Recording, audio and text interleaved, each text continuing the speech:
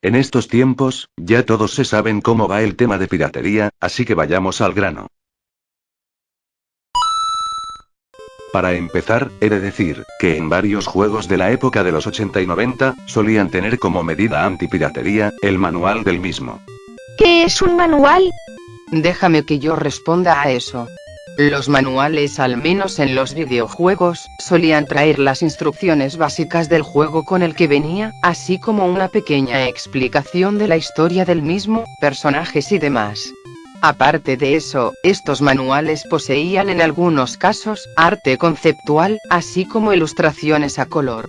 Hoy en día, supuestamente por motivos ecológicos, estos dejaron de producirse, y el arte conceptual generalmente lo venden junto a la edición especial o de coleccionista, que obviamente, es más cara. Como dijo Feni, en aquellos tiempos los manuales eran mucho más completos que las porquerías de hoy en día. En el pasado, algunas empresas, sobre todo las que lanzaban sus juegos en computadoras, aprovechaban dichos manuales para incluir instrucciones para, por así decirlo, desbloquear el juego, para poder usarlo en su totalidad. Algunos ejemplos conocidos son Maniac Mansion, que en cierta parte, se le solicitaba al jugador que ingresara unos códigos que venían en el manual, y que de no hacerlo correctamente, podíamos ver una animación en la que la mansión explotaba, y había un desastre radioactivo, además de que obviamente, terminaba la partida.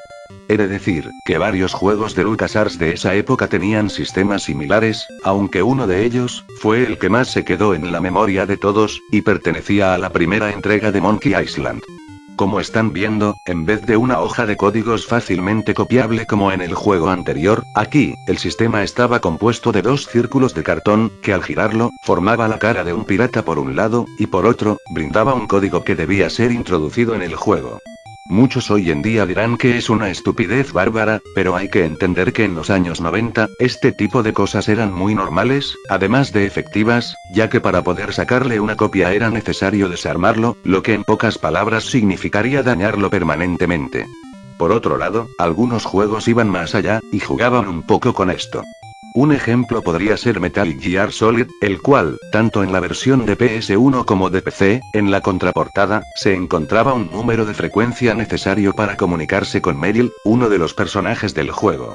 Por si se lo preguntan, la versión digital disponible en PS3, cuenta con este mismo sistema, aunque no es un problema, ya que se puede acceder al manual desde el menú del juego.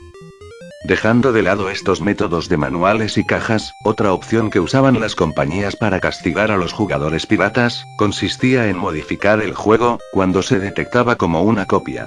Algunos ejemplos. Batman Arkham Asylum, lanzado en el año 2009, poseía un peculiar bloqueo para aquellos jugadores que usaban una versión ilegal del mismo. Lo que hacían, era bloquear la capa de Batman, haciendo que ciertas zonas se queden inaccesibles para el jugador, y este no pudiera continuar.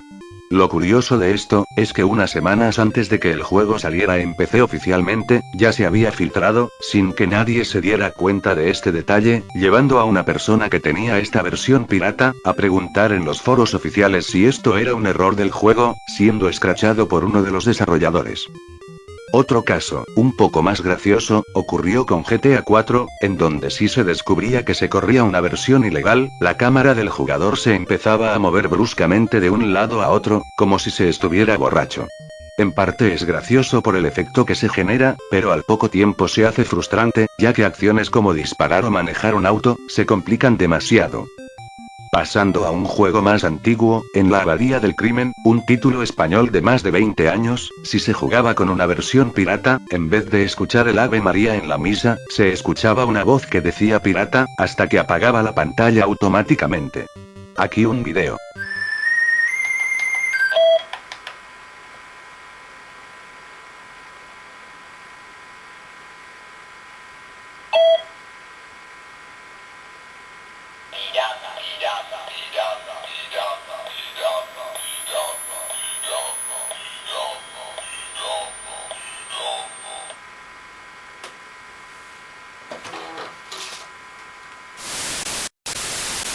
Por otro lado, actualmente, los métodos antipiratería simplemente consisten en estar conectado a Internet.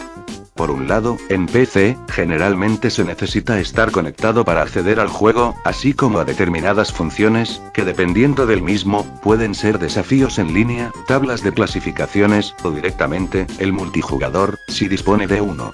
También existen programas de terceros como Denuvo, al que algunas desarrolladoras recurren para evitar que les pirateen sus juegos, pero como ya ha quedado demostrado, tarde o temprano, el juego queda desbloqueado, haciendo que los únicos perjudicados sean los que usen los productos de manera legal, debido a que estos programas anticopia aumentan el uso de recursos de la PC.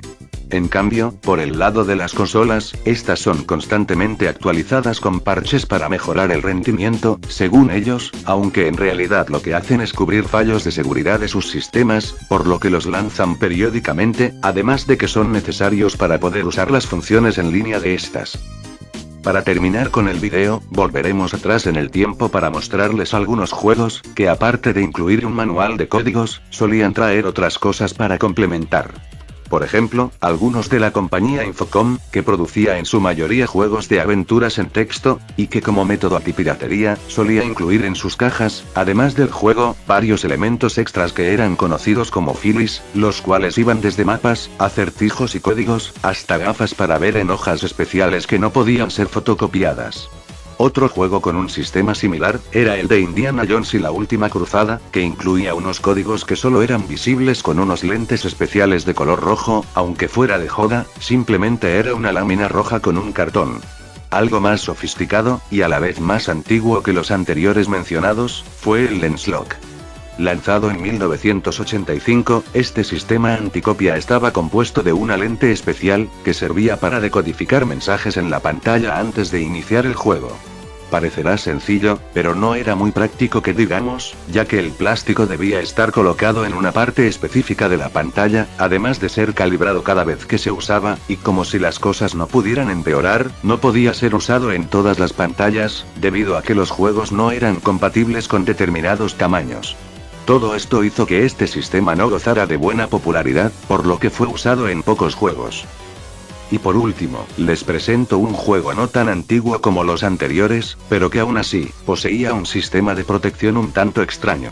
TJ Maxx Trilogy, lanzado en el año 2009, tenía como peculiaridad una memoria USB, que debía conectarse a la computadora cada vez que se iniciaba el juego, y que era necesaria para desencriptar algunos contenidos mientras se ejecutaba, además de guardar los progresos del jugador, así como su configuración, por lo que era necesario sí o sí.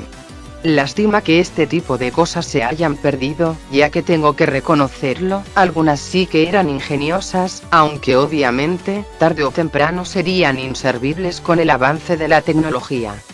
Tú lo has dicho, Feni, aún así, es curioso ver cómo las compañías en el pasado, hacían todo lo posible para evitar la piratería de sus juegos, y hoy en día solo les basta con un perfil en línea, actualizaciones constantes, o programas de terceros para hacerles frente a los piratas, aunque en lo personal, creo que la mejor forma de combatir la piratería, es con el fácil acceso de los juegos, así como precios atractivos para el consumidor, y si es posible, en su moneda local. En fin, eso ha sido todo por el momento, nos veremos en un próximo video, hasta pronto.